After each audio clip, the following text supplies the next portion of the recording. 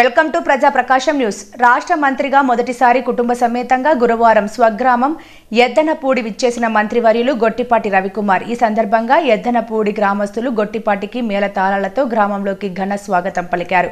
పర్యటనలో ముందుగా పెదనాన్న దివంగత నేత మాజీ మంత్రివర్యులు స్వర్గీయ గొట్టిపాటి హనుమంతరావు ఘాటు వద్ద పూలమాలలు వేసి ఘనంగా శ్రద్ధాంజలి ఘటించారు.